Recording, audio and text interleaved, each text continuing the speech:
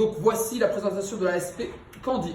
Alors, le plan d'assaut, je commencerai par la présentation du contexte, puis je parlerai des missions et logiciels utilisés, puis des travaux réalisés, et enfin je terminerai par une conclusion.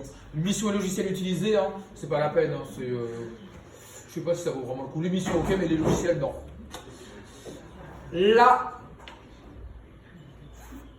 l'entreprise Candy est une chocolaterie, c'est une entreprise industrielle. Elle fabrique essentiellement des chocolats noirs en plaquettes et du cacao en poudre. Et je suis stagiaire au service du contrôleur de gestion.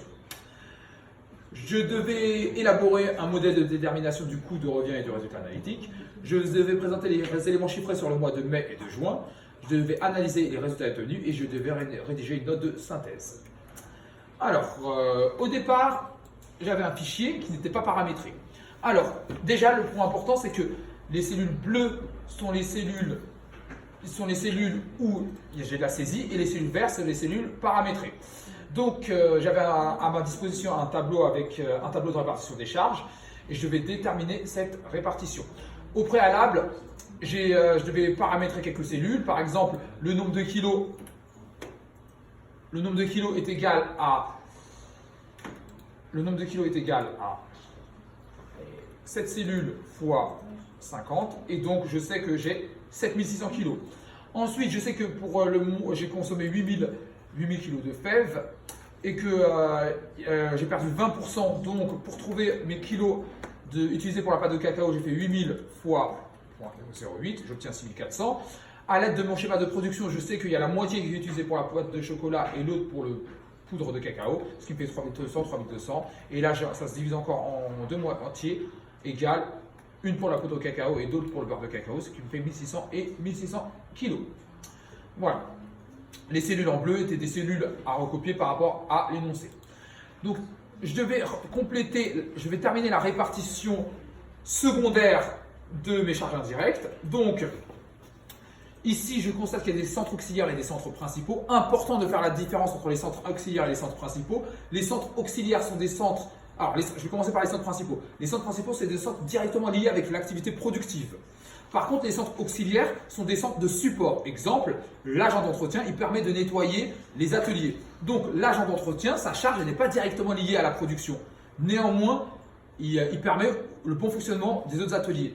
Donc, les centres entretien et transport sont des centres auxiliaires. C'est important de les distinguer parce qu'après la répartition secondaire, ils sont toujours égaux à 0, car ils ont déversé leur charge dans les centres principaux. Voilà pourquoi c'est important de les distinguer. Donc, je sais que le centre entretien donne 15% au centre transport, donc égale 1500 fois 15%.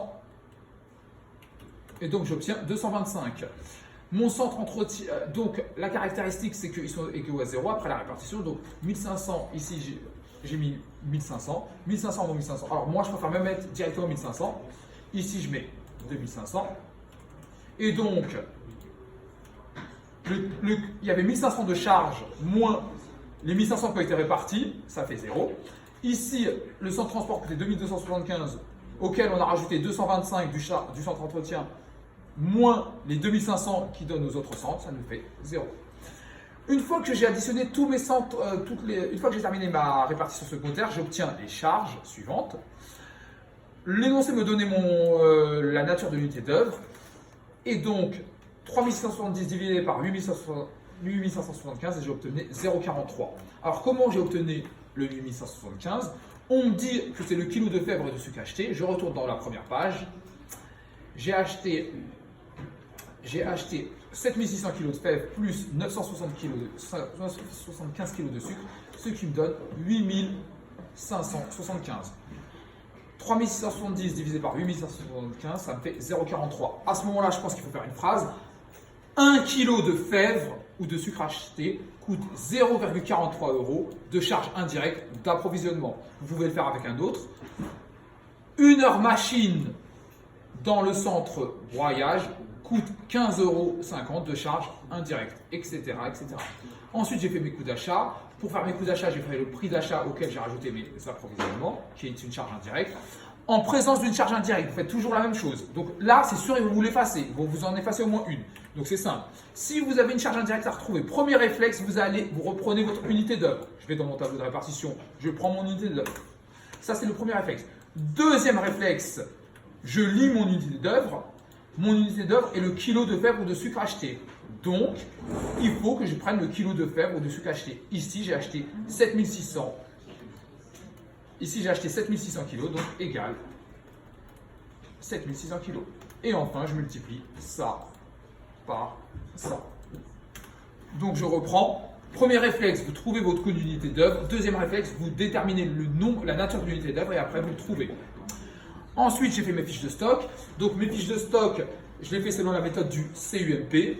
Donc, j'aurais pu utiliser une autre méthode, mais ici, c'est la méthode qu'on m'a imposée. Ensuite, j'ai fait le coût de production des produits intermédiaires, c'est la même chose. J'ai fait mon coût de production des produits. Alors, les produits intermédiaires, c'est des produits qui vont rentrer dans la production, dans le coût de production du produit final. Et enfin, j'ai fait mes coûts de revient. Alors, mes coûts de revient se distinguent de mes coûts de production déjà par rapport aux quantités, puisque dans le coût de revient, on prend les quantités vendues et non les quantités produites. En outre, je rajoute mes charges de distribution et mes charges d'administration. Et donc, j'obtenais un coût de revient respectif unitaire de 2,39 pour le cacao en poudre et 1,23 pour le chocolat. Ensuite, j'ai calculé mon résultat analytique. Alors, pour faire mon résultat analytique, je prends mon chiffre d'affaires et je soustrais mon coût de revient. Et j'obtiens ici un bénéfice de 380,05, donc un léger bénéfice. Et ici, un bénéfice de 5654,82. D'ailleurs, si vous voulez étayer, moi je vous conseille de rajouter deux petits tableaux où vous calculez votre résultat, votre taux de profitabilité. La profitabilité, c'est quoi? C'est le résultat divisé par le chiffre d'affaires fois 100, c'est un pourcentage. Et donc, ça peut étayer vos résultats. Ensuite, on m'avait demandé de construire une matrice, une macro. Une macro qui nous permet directement d'aller sur le mois de juin. Alors, regardez la macro.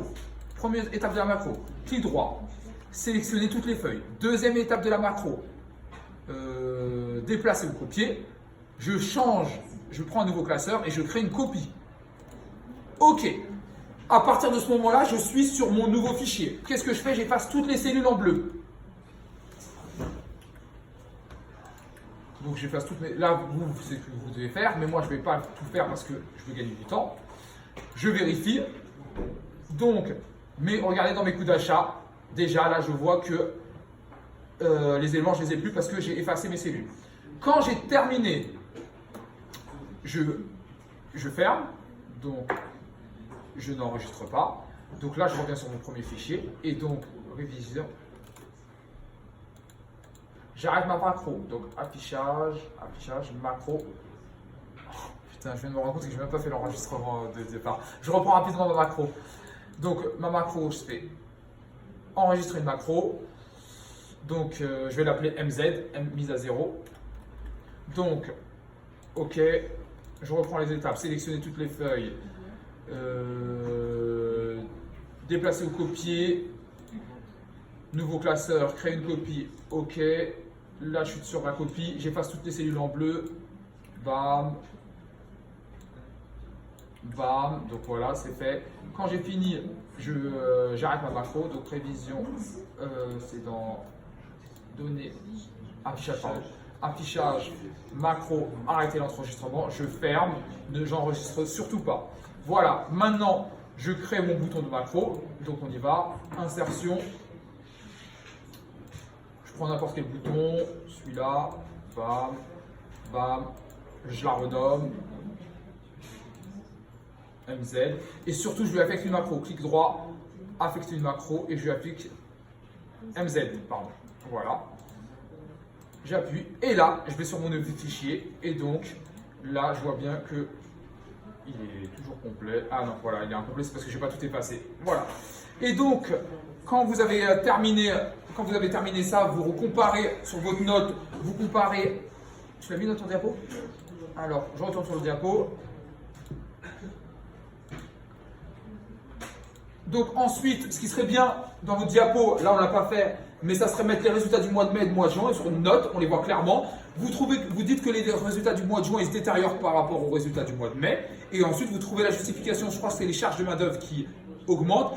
C'est quoi la solution? C'est remplacer la matière grasse animale, remplacer la matière grasse par non, c'est remplacer le chocolat par 5% de matière grasse végétale. Pourquoi? Parce qu'elle coûte moins cher. Après, il faut faire attention que ça ne détériore pas trop le goût du produit, vous dites ça. Et autre chose, si vous posez la question pourquoi on ne peut pas dépasser les 5%, parce que si on dépasse les 5%, on n'a plus le droit de faire l'appellation chocolat. C'est aussi simple que ça. Tu peux arrêter.